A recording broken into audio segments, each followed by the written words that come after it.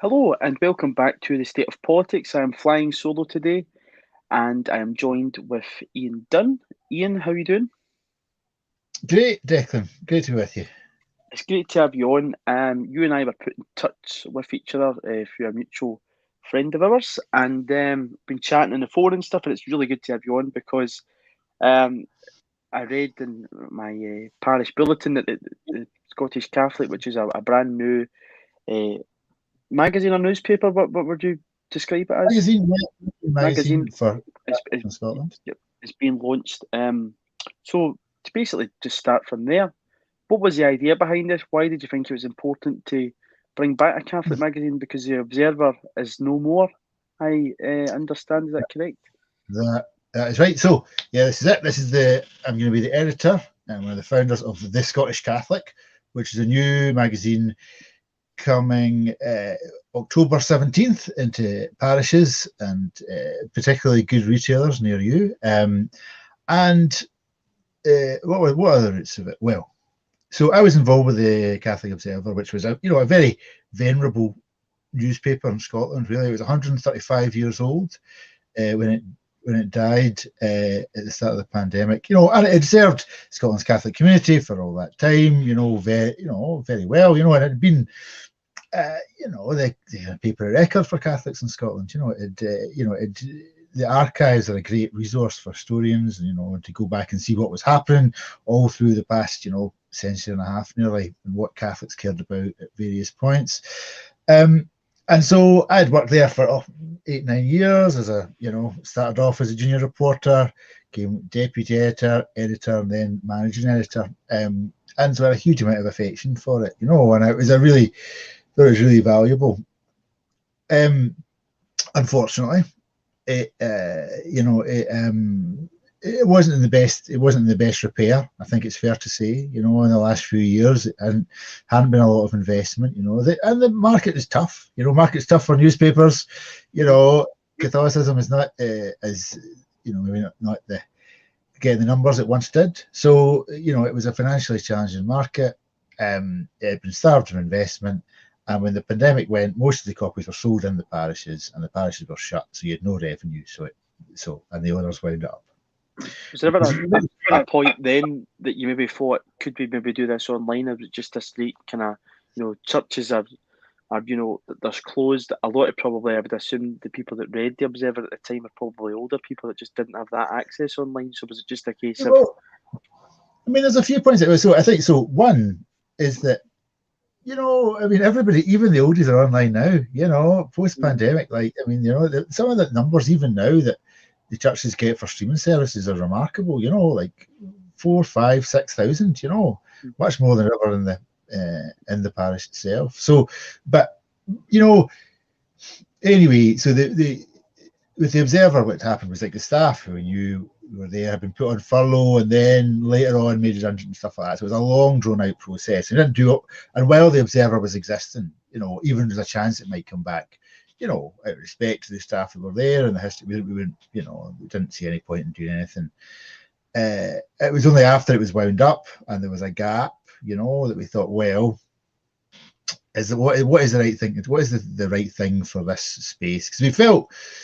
So as myself, I should say, Mary McGinty and Dan McGinty, who do the Irish Voice, the kind of free newspaper, and they're also very involved with the Observer. And the three of us kind of were like, well, we want to do something because we miss having the Observer. We miss having that a kind of credible source of news, having something that looks at your faith and your community and kind of challenges it a wee bit and makes you think about it a bit differently. And I think, and also like a lot of these things, and you see just a lot of nature abhors a vacuum, so you see a lot of stuff kind of flowing in, a lot of American stuff, which is not strictly relevant. I say it's quite a lot. I used to see quite a lot of Catholics having American arguments, which felt something off with that. So, right, what are we going to do about this? And we talked about various options, and in the end, we decided a magazine was a bi-weekly magazine. So the Observer had been weekly, so we're going to bi-weekly.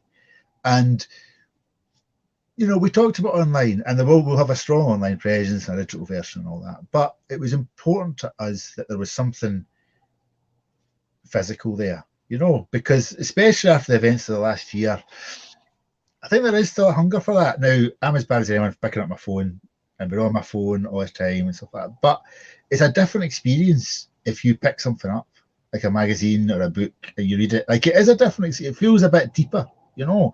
And given that, you know, we go to mass, and like a lot of people quite miss going to mass, you know, miss that physical experience of being there, made us think about, well, actually, you know, there is something, you know, there is something really, you're missing something really profound by not being there. So kind of tapping into that, no, we need to have a physical thing that people can pick up, because I think there's a need for that as well as the digital side of it, you know. And also looking at the publishing industry across the board, where there have been successes in the last 10, 15 years, it has been in the magazine space. You know, look at the Spectator, New Statesman, Private Eye, you know, doing well, you know, building their audience, building their readership, and providing good content for that audience, but also being a bit of an extension of a, you know, identity, you know. So thought, well, actually, there's a space for us to get in. We can get into that sort of space, I think. So that's why we came down in a magazine, you know. In terms of a magazine, obviously it's a hard sell at the point of just, you know, starting out. But do you think that kind of, it's not the Observer because it's a completely new entity, but do you think having that kind of strong backbone in terms of the churches and in terms of probably what you've already developed, the Observer had already developed in a core readership, is still there that they can just go back to in a new form? That do you think? Do you see that this is going to be any different from the Observer that people would know? Because it's always a newspaper I always used to see in the ports at mass. Yeah, it's going to be different. I mean, we want to take the best of the Observer because there's lots of good things in the Observer, you know. And like any publication, it would have like peaks and troughs, but you know, there'll be lots of good reporting and feature writing and stuff like that in the Observer at different points. You know, so we want to take the best of that kind of tradition, and you know, add a few things to it, make it a wee bit more modern, put it into a slightly more attractive package. And you know, we think that it'll feel like a, you know, it'll feel like a, you know, a spiritual sequel, you know, to the Observer. It will not, you know, there'll be some of the same writers, I suspect. There'll be some, you know, it will feel like a Scottish Catholic publication. You know, it won't be totally new, but a wee bit better. I think it will feel a little bit new and better. So yeah, and I should say that obviously we're aware that, you know, getting people to pick up something new is challenging, but that is why, Declan, we are making the first edition free of charge. So that one on October 17th in the parishes, that'll be free, and after that it'll be £2 every fortnight, which, you know, that's not, I mean, that's barely a third of a cup of coffee in some places. You know, it's not, we're not looking for absolutely vast sums of money, you know. And I think it's probably also fair to say that you don't get into religious magazine publishing if you're looking to make your fortune, you know. I think this is not, there'd be easier ways to do that for sure, you know. So there is a, you know, a wee sense of vocation or passion about this. Is something that, you know, maybe only we can do, you know, and that we've been maybe called to a little bit. So it's exciting. Yeah, it is exciting. It's always good to kind of, you know, kick off something fresh and give something new, which I think a lot of people, I would hope, would be, you know, attracted by it, because it's something that's came back. I think, as you say, through the pandemic, people did struggle a wee bit because they just weren't in touch with their parish and in terms of the whole, you know, wider community, and that as an entity being there would, you know, go in its way to keep people in touch with each other and to keep people in the news. There's a lot happening, and I know there'll be a lot covered, but within the Scottish Catholic, what's your kind of your main point's going to be that you're going to be looking, if a readers to pick it up, what would they be expecting to be throughout in terms of content? So I mean, there's going to be a wide range of stuff, you know, and so I think something that I really believe, you know, as a kind of journalist for a long time, going back into journalism now, you know, reporting is really tough. You know, I think it's really tough, but it's so important, and we can provide, you know, high quality reporting on the Catholic Church. Like the stuff you read will be, you know, will be how it is, and you know that expertise is not there in the mainstream media, which has, you know, been cut to the bone. You know, there's no religious, you know, correspondence at the Herald or the Scotsman. You know, there's there are still lots of good journalists and know their stuff, but they're spread across a lot of topics, you know. And Scotland's increasingly secular, so people don't maybe grow up in a church, so they don't have that instinctive knowledge. So, you know, that kind of expertise about what's going on, about knowing the right people to ask, about getting to the heart of the story, that's going to be a key part of the offering. Beyond that, there's going to be, you know, there are so many stories, Declan. There are so many interesting stories out there, you know, about the stories of people's lives, you know, and why Catholics are Catholics, you know, how they got to the point they did. You know, we've got a thing in our first edition with an Edinburgh nun who used to be in the US Army, you know, and her journey from how she got to there to here is a, you know, a remarkable one, you know. You know, we've, you know, there's lots of stories like that, you know, and I think that's, and so there's also going to be that big emphasis on the human side of it, you know, why, you know, who are the people, there are so many kind of hidden heroes in parishes, you know, people who wouldn't, you know, shout out about how great they are, but have done extraordinary things for other people, you know, and led remarkable lives, you know, and so that's going to be a big focus, just kind of taking some of those lights from under the bushels and, you know, and highlight them a little bit is also going to be important. In terms of the wider context, you touched on Scotland being more secular. I was actually talking to Jerry Hassan yesterday, and we were talking about the public sphere in Scotland and how much it's changed from what it once was to what it is now. In terms of, you know, the normal daily newspapers, you know, whether it's a Daily Record or a broadsheet like the Herald, for instance, you said that there is that gap in there, that there's no really religious reporting from any perspective or point of view. Do you think that's something that newspapers should maybe focus on a wee bit more? Because, of course, there's plenty of people throughout Scotland from all different backgrounds that do still attend, you know, religious practices, and it just doesn't seem to be part of the news whatsoever, does it? I mean, you know, I'm loath to be critical of, you know, in some ways, because it's so hard, you know. I mean, it's that thing about, even now, when we know that newspapers, especially, under a lot of pressure, you know, there is so much quality in the Scottish press, you know. I mean, and, you know, people don't know what it takes to go and get a story, you know, what it takes to, you know, get to those truths, to dig up, you know, to lay out a paper, all those things. Like, it's an incredible amount of work to produce a newspaper every day, to get up each day and fill 48 pages with stuff which is almost always, you know, accurate, and lots of it's interesting, and, you know, it often looks fantastic, you know, it is, and it's an incredible thing, you know. And so I really believe in the press, but at the same time, you know, the cuts have been brutal, you know, people don't buy papers, you know, the landscape of our lives has changed, you know, and it's there just isn't the journalists there to, you know, and you can't, you know, they've got so much to do, and they do an awful lot of it very well, that it's very, you know, that you know, they're not going to be able to cover everything. Now, all that said, the sort of, as well, you have a kind of demographic thing where the kind of people who are journalists are particularly likely to be secular, you know, they're likely to be more, you know, white, middle class, you know, that's changing a wee bit, but, you know, not as, you know, not as much as it once did, and also it's a little bit hereditary, you know, not so much up here as in England, but I mean, it's astonishing. If you look up, you read a piece in an English paper, well, let's get a good piece, and you look at a journalist, and, you know, and they've got a Wikipedia page, and then, you know, 8, 9, 10 lines down, it's like son of editor of Daily Telegraph. You know? I mean, it's like every time almost, you know. And it's not as bad as that up here, but there's a, you know, the kind of, you know, it is still, you know, quite a closed off industry in some ways, and also, you know, now it's, you know, the wages are bad, so you've lost a lot of the older people, you know, who maybe go in different sort of roles, and it's not, journalism for newspapers is not, you know, it's quite tough, you know, it's long hours, it's difficult to combine that with family life sometimes. People go and do other things. It's often young people are more secular a lot of the time, less religious, so, you know, there's all sorts of factors and why that's the case, you know.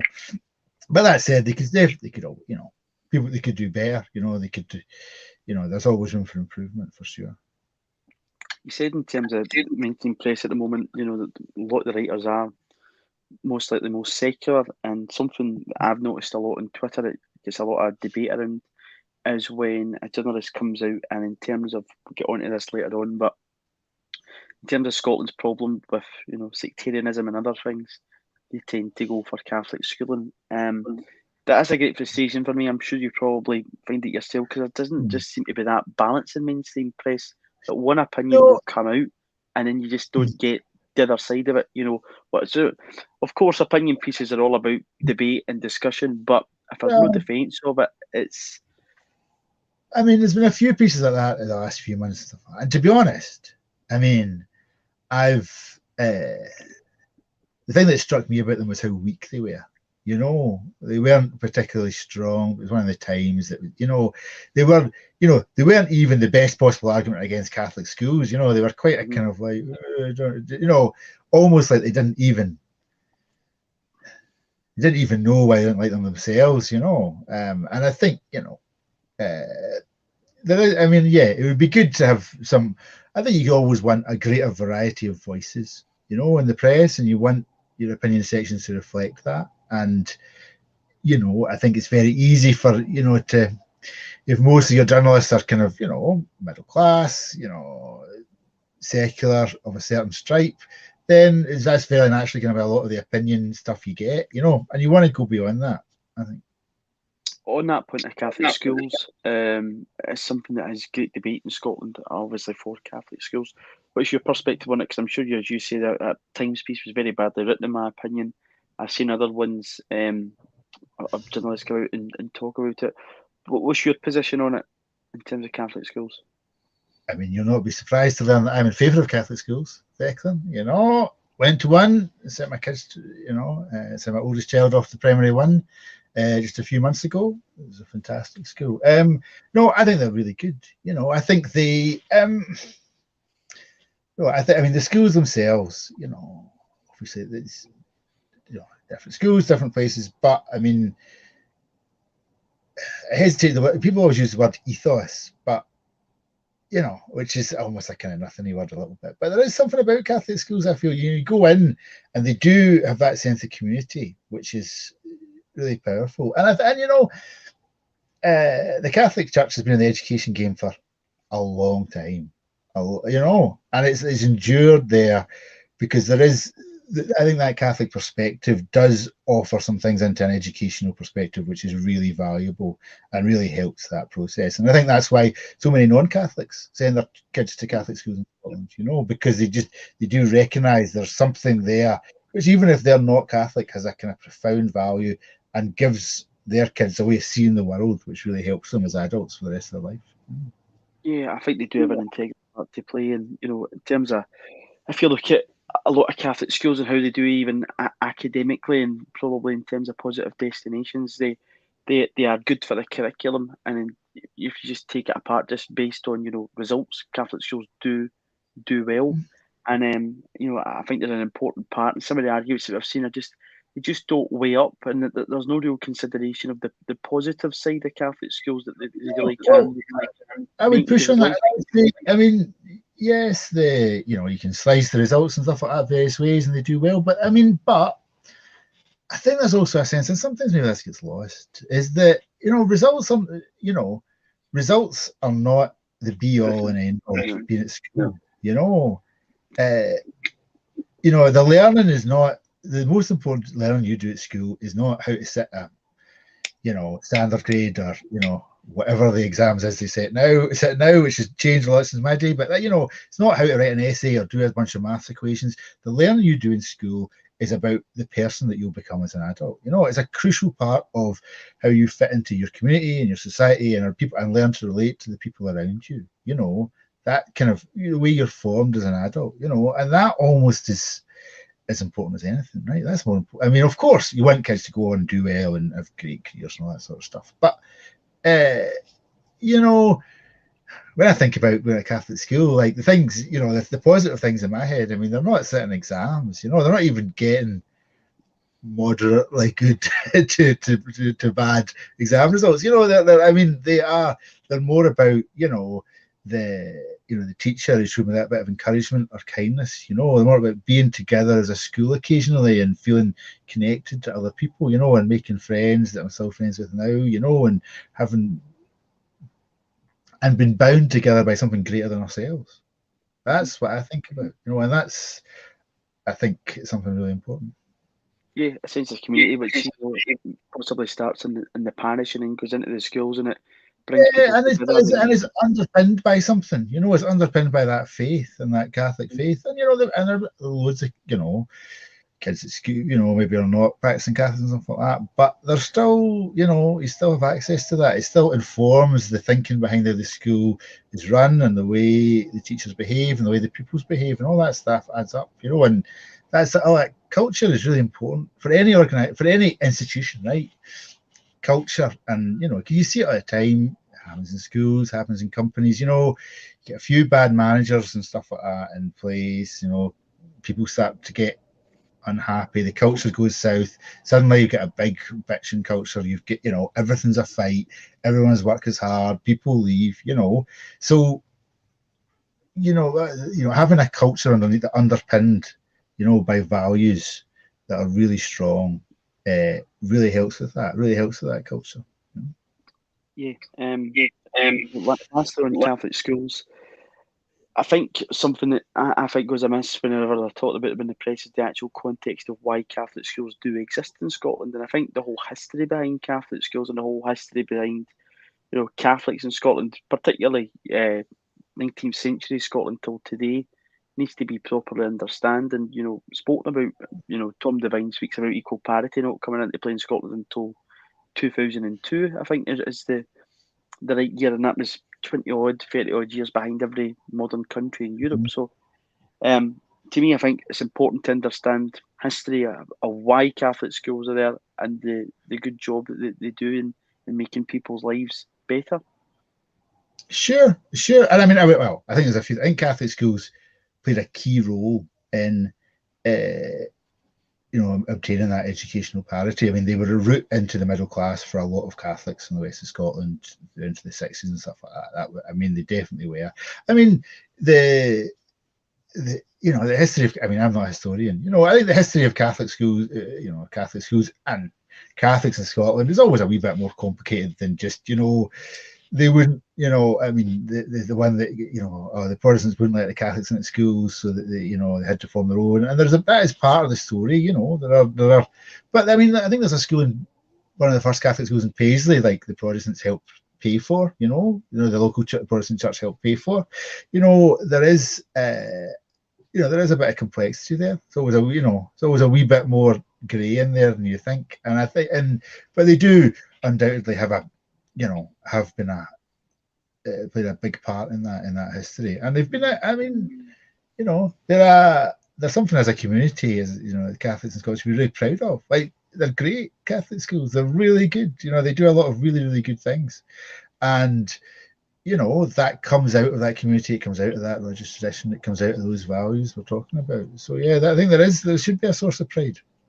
Seeing talking about those religious traditions, I was speaking to David Heyman, who's a non-Catholic himself, but was brought up in a lapsed Protestant household. He spoke about that mentality of the underdog. He thinks is really important in terms of a lot of his friends. Because I was asking him on, if you look at musicians and in terms of very creative people in 21st century Scotland, or people that came through in 20th century Scotland, there's a real kind of core of people that came from a background of Catholic education or Catholic families that are just so creative. And do you think that mentality of the underdog just maybe pushes people that wee bit more to go out and kind of try stuff? I mean, one of the things he said was he prefers the Catholic islands in Scotland because they're a wee bit more, there's fun, there's music, there's a laugh. So when you go to some Protestant islands in Scotland, you can't fart on a Sunday. There's a completely different mentality to both.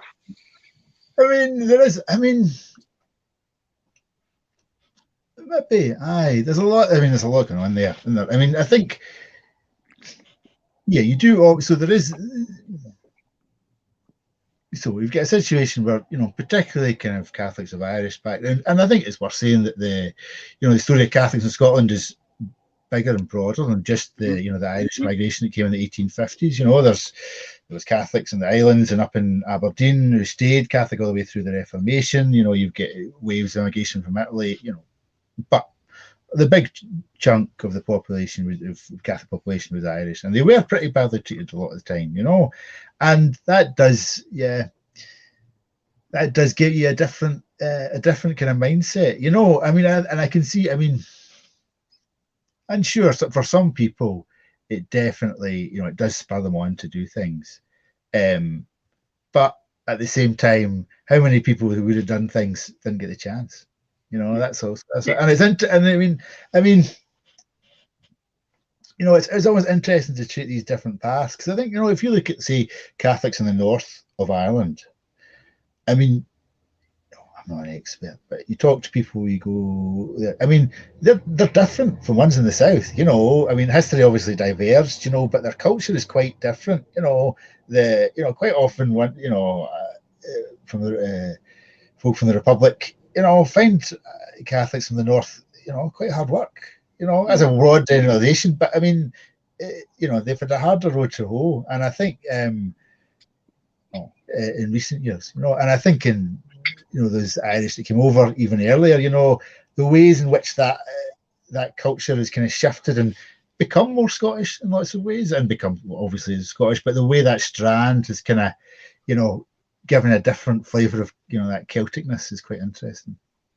Yeah, they've certainly shaped the makeup of modern day 21st century Scotland, and long may that continue. It's always good to have a diverse population and different cultures being brought into your country. In terms of that, in terms of shaping politics, I think religion plays a very important part in shaping your politics and how you perceive the world, and on some of the stuff you look towards. And Pope Francis is going to be visiting Glasgow during COP26. It's a major event. It's the first time the Holy Father will come to Glasgow, and I think everybody's looking forward to it. But in terms of COP,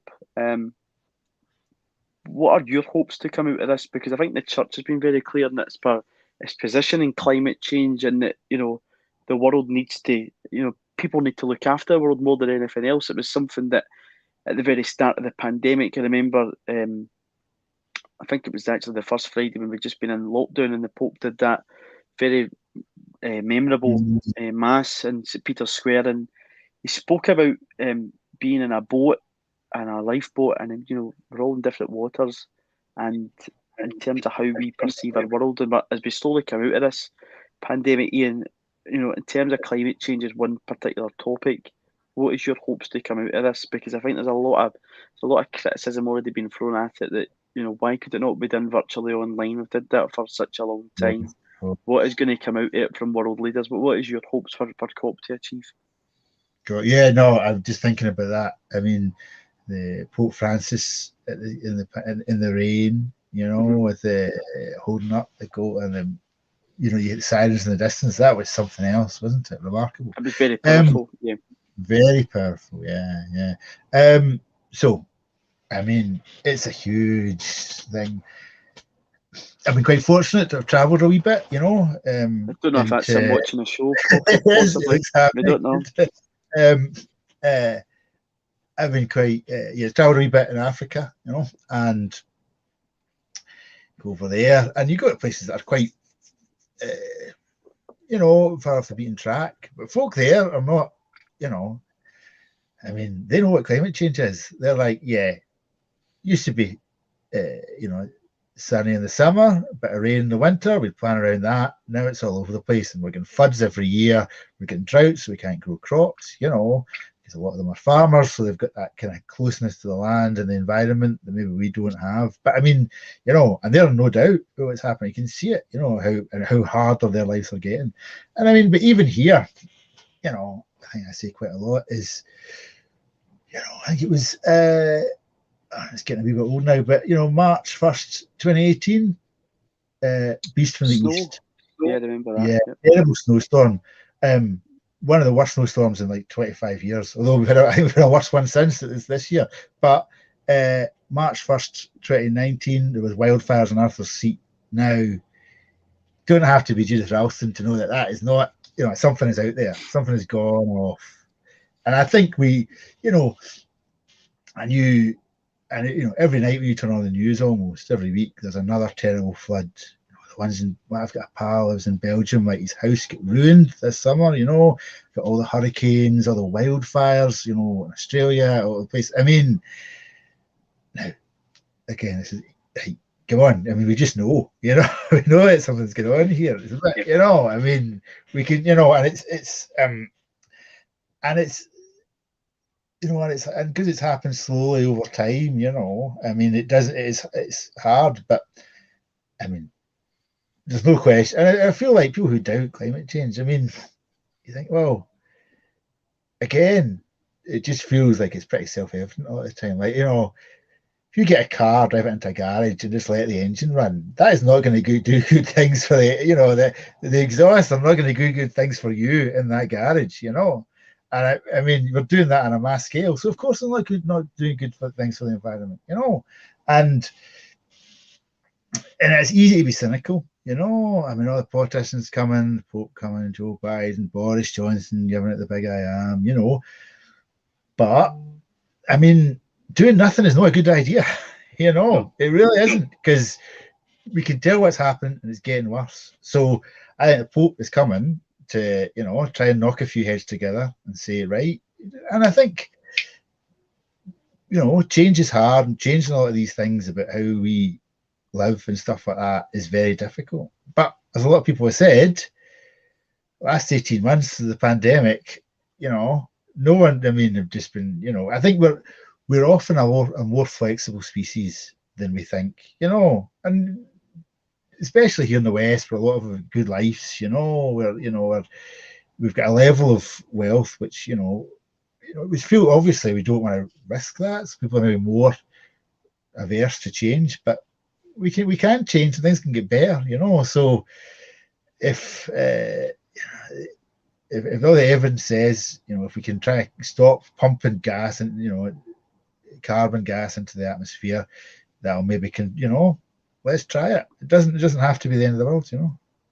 In terms of, you know, how big a topic climate change is, it's going to affect every single country across the world. It's not like one financial disaster happening, as you say, in the West, and it's not going to spread to anywhere else. It will have a massive impact across the world. Are figures like the Pope and other religious leaders really important in this, and trying to just bring collective action together? Because it's not going to work if it's just a couple of countries working towards, you know, being carbon neutral and stuff. It needs to be a collective action. This.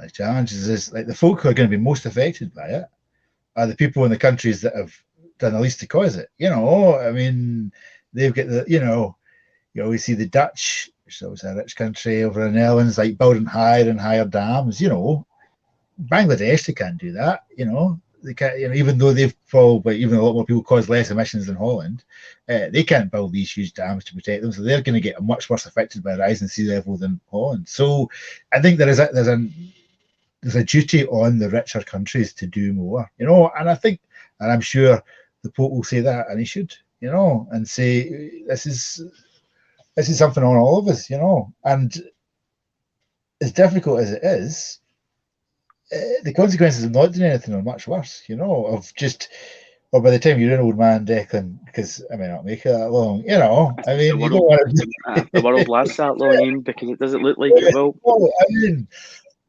you don't want, I mean, you know, you don't want to be paddling to Celtic Park in a canoe to watch water polo, you know.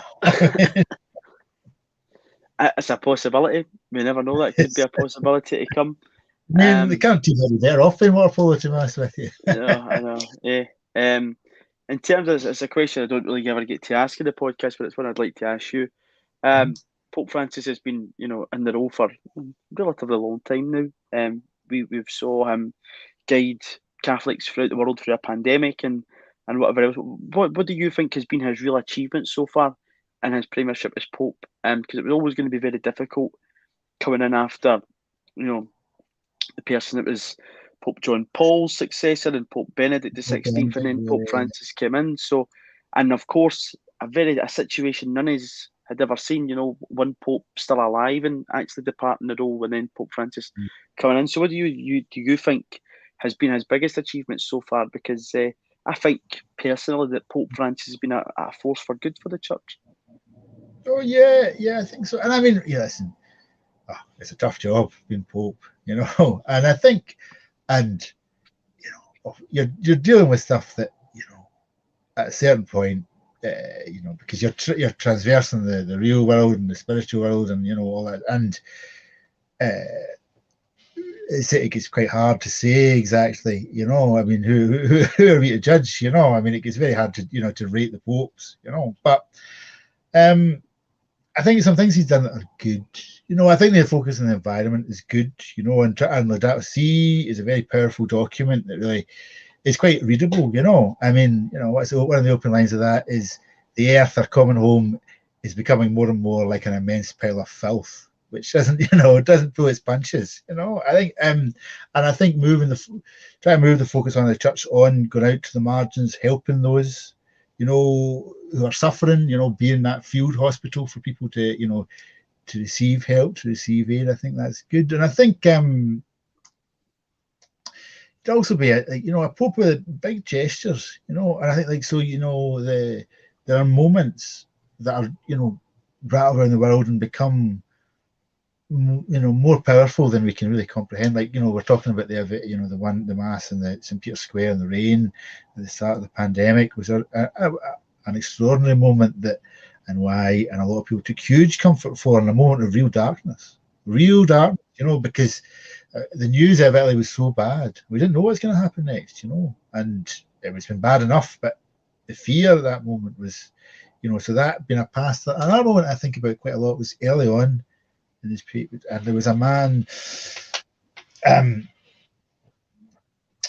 was a guy been brought to see him who had really profound facial disfigurement, right, extraordinarily so, a very rare, very unusual condition, and he wanted to go and see the Pope, and he never, because his disfigurement was so great, he very rarely left the house, but I think his brother maybe had taken him to Rome to see the Pope, and the Pope saw him in the audience, stopped the Pope, and went over, embraced him, and I mean that is something that even thinking about it, and kissed him on the head, I get quite emotional. That's like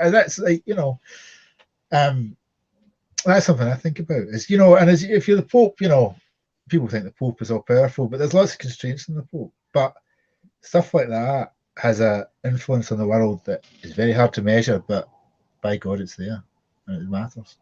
Yeah, it's certainly there. To go back to Scotland, but we saw the language, something with Angela Haggerty in the podcast a couple of weeks ago, and we were talking about the language around the word sectarianism. It's a word that all Scots, especially Catholics, are very we know very well, because it's a word that we use to describe the religious bigotry that we find in the country. In terms of what we've seen, the past few weeks, only a few weeks ago we saw 36, I think, orange marches go through Glasgow. A lot of them going past Catholic churches, and we'll call it out and try to halt that process going through. Is it a positive step in the right direction that we saw some major politicians use the word Catholic racism and bigotry properly now, instead of just kind of dressing it up if so as sectarianism? I think procession is good. I think so. It's good that if what's happened is people singing the famine song, or doing anti-Catholic chanting, or attacking the church in that kind of ways, attacking Catholics in some kind of way, is called out as that. I think that's good. That's a good level, because I think, and definitely in the past there was that, it's all sectarianism and one side is as bad as the other, and it's like, well, actually no, if there's an incident, call it what it is. I think that's a good rule. And I think that kind of call an egg is a good rule here. I mean, beyond that, it's a strange moment, in terms of sectarianism and stuff, of that broader picture and what that means. It feels,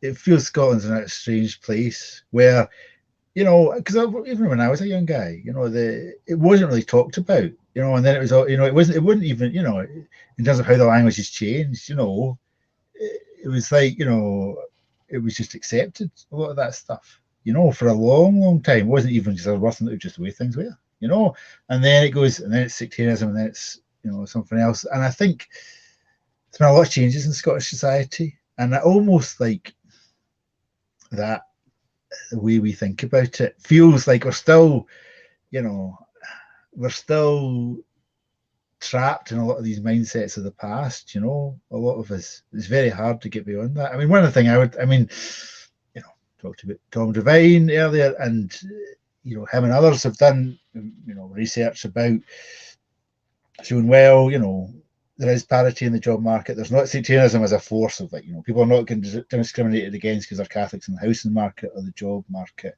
you know. You know, that's not there, and that's true, right? It's not that kind of structural, broad-based discrimination is not there. But, you know, it's not really enough to say, well, we're not doing that anymore, so it's kind of job done, you know, because, you know, the metaphor I would use is like an oil spill, right? So you pump oil into the water, you know, millions of gallons of it, and then you stop pumping oil into the water. You haven't solved the problem. You've solved it getting worse, you know, and maybe it'll start to disperse and it won't be as visible and stuff like that. You know? But there's still the underlying issues there are big. And I mean, anti-Catholicism was a core value of Scotland for, you know, 400 years, you know, since the Reformation. Like, it was in with the bricks, you know, and it's not anymore, which is a great thing, you know. But the legacy of that and how we think about that and how we deal with that, I think, is one that we've not, as a society, reckoned with nearly enough. In terms of even on that, you know, I spoke about the public sphere in Scotland changing, which is what me and Jerry and Sam are having a discussion out with Jerry in the podcast. You know, one of the things that struck me, one of the parish priests I know, Canon McBride, spoke about was, you know, if every Catholic in Scotland went to mass, we'd be building churches rather than closing them and whatnot. Mm-hmm. And Scotland, to me, is changing as a country. That, you know, the old guard of, you know, the Kirk being so high and powerful and mighty isn't as prevalent anymore. We're seeing, you know, the Church of Scotland is in decline, like the Catholic Church, but not as dramatically. Um, the whole makeup of Scotland is changing, and that brings me on to the constitutional question. Obviously, for over, you know, 10 years now, since 2011, since the SNP won a majority, it's dominated, you know, public debate in Scotland. What's your views in Scottish independence and the possibility of Scotland becoming a independent country? I'll come back to that. I'll come to that. I'll answer your question in a minute, but I just wanted to add on that. I mean, you're right, and I do think, like, the decline of the Kirk is, you know, everyone knows it's a big deal, but it's an undertold story about where Scotland is, you know, because it was such a huge force in Scottish life, you know, and it has withered to an extent and fallen away. But at the same time, I want to be clear, you know, the Church of Scotland are our friends, you know, because people when talk about sectarianism and stuff like that, you know, but the Church of Scotland are our friends. I don't have any hesitation or doubt about that. And there are many wonderful people in the Church of Scotland who are, you know, inspirational Christians and inspirational people, you know. And I think that's something that's worth saying, you know. Even if it's nice to tease them occasionally, you know. But it's something I know that Father Jim, that we both know, the Church of Scotland across the road from my grandmother's church, the Immaculate Conception in Maryhill, they do come together for events, and I think that's very good because we are all, they do a lot of really interesting things, and there's all over the country. But I mean, and sometimes it's like more formal structures, and sometimes it is just friendship, you know, and that is definitely there. You know, despite the, you know, the differences in worship and all that sort of things, there is a deep friendship there, which is important to talk about, I think. Common Christianity. To get to move from old divisions to new divisions, the it does stand in, you know, independence for Scotland. I think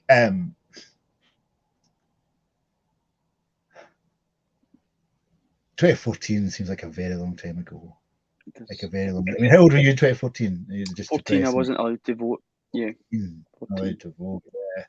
And I voted for independence then, and one of the things that attracted to me about it was, was there a sense of hope.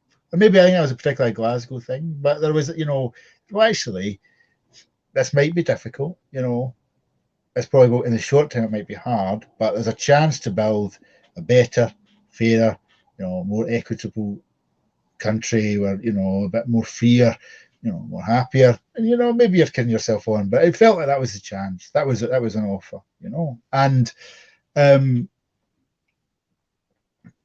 you can see, and obviously that didn't happen, and that ship has sailed. And it feels like really Scottish, political culture has been in stasis since then, doesn't it? I think for all the changes in personnel, I think that's the, independence is that kind of binary in which in some place, you see a lot of this on social media where it feels like it's just toxified, it's just calcified into something quite on both sides, quite hard and unpleasant, and it's difficult, and I think it was, I think hope is really important. I think people need hope. They need to, people need to think, well, actually, something better is possible. And I think, the case for the union has always been a very functional one, very much like you'd be better off. It hasn't really, it hasn't been a, it's always been independence will be bad, And I wonder if that is in the long term sustainable, No one wants meat and potatoes forever, you want at least the hope of something a wee bowl of strawberry ice cream after, So at the same time, I think that the SNP looks a bit, it's been a long time, when political parties have been in power for a long time, they run out of gas, they become a bit corrupted by power at times, a lot of, there's been a lot of scandals, been a lot of things that, haven't been good, so I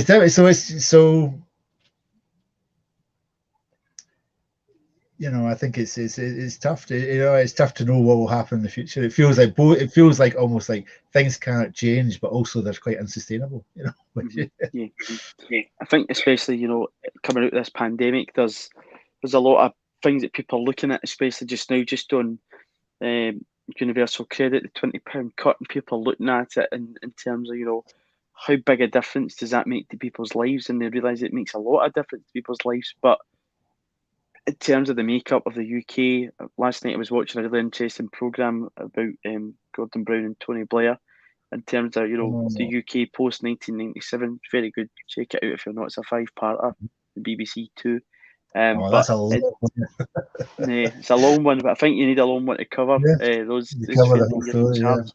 And just to look at, the way that the UK was shaped under the direction of New Labour, and why we're at the point we are just now under continuous Tory rule, and it's something that, again, your politics, I find, shapes in terms of, like, if you look at that, for instance, £20 out the purse, but in terms of something like Trident, we're quite happy to spend a lot of money on it, but yeah, we can't afford to help people out. Same goes for school meals and stuff. Well, I think you've got to say, in respect, with respect to our English friends, that's, they, obviously not all of them, but they have, they like Tory government, Mm-hmm. And you can say all sorts of things about the media and all this sort of thing, but Tory party wins, apart from almost every election in England, it speaks to something profound about English politics, in a way which in Wales as well is less true in Scotland, where the political culture is different, So, and it's just one of the issues with the union, isn't it? Where you've got one bit of it, which is not, entirely, it's not all the same, homogeneous, but it has that one culture, and it's much bigger than the other bits. So it's going to be tough for the smaller bits, you're going to have to swallow a lot of medicine, that's 100%. decide if it's worth that. Just to close, Ian, because it's been a pleasure to have you on. Just to give the listeners an idea about the Scottish Catholic. Again, just to remind them details when it will be out, how they can access it, and what's to come. Just even in terms of from just now up until December time, what's to come and what they can look out for. Lots of stuff. So people can get in Catholic parishes, up and down the country. If your parish doesn't stock it, you can give the priest a wee nudge. First edition out Friday the 15th in parishes 16th, 17th October, so 10, 11 days from now. That one will be free, FOC, no charge. Lots of really interesting stuff in there about where the church is after the pandemic, how do we move on? How do we come back after that? How do the church bring people back? Probably some exclusive stories, I suspect, about the Pope's visit and what we can expect from that. I think we've got a great story about a great feature with a nun over in Edinburgh who was formerly in the US Army, trained to be an officer, and how she ended up being a nun is that's from guns to nun is not a common journey, So there's some great content like that, but real insight into people's lives, and then obviously we're looking at COP. We've got some great stuff about, a real Catholic perspective on environmentalism and how we cherish the planet and cherish creation and think about that as part of our faith, and then we'll go with the Pope. I can't promise an exclusive interview with the Pope, but I'm not going to rule it out at this stage. And I'm sure all the big issues around sectarianism and suicide and all these things will come up as we go into Christmas. And there's some great writers, I think, some really interesting writers that you'll like and maybe haven't read before. Yeah, I look forward to it, and I actually look forward to possibly contributing myself as a young journalist. You're welcome. I would say the website is at www.scottishcatholic.com, and you can Twitter and Facebook. You can give it a search and you'll find our handles. Yeah. Well, Ian, thanks for coming on. The State of Politics. Really enjoyed chatting to you today. My pleasure, Declan.